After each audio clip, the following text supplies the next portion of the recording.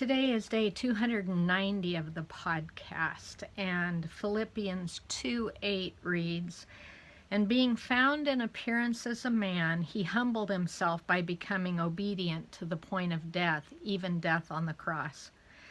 We're going to look at, take a continued look at submission today, and submission was never designed to be the means of keeping one part of the body under the control of another part of the body. At all times, it's about learning to live in a coordinated obedience under the headship of Christ. It's all about learning to be moving by the Lord's leadership through the Holy Spirit. This lesson is so important, and relearning the lesson of submission is so important to the human race that God sent Jesus to be that living model for us so that we could see what submission is supposed to look like.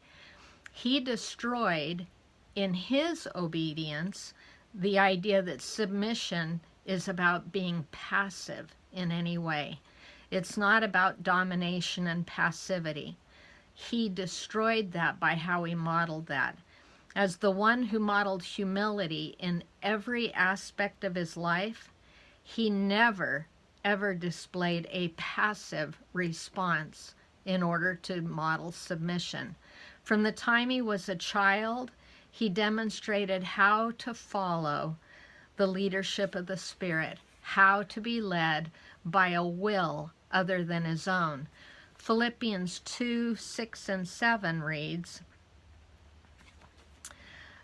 "Who, although he existed in the form of God, did not regard equality with God as a thing to be grasped, but emptied himself, taking the form of a bondservant and being made in the likeness of men." He had at all times the capacity to choose.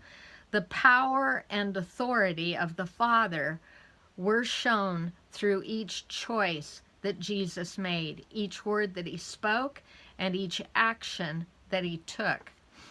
He disclosed through his observable sonship the Father's path for us, the Father's path to true spiritual authority and divine power.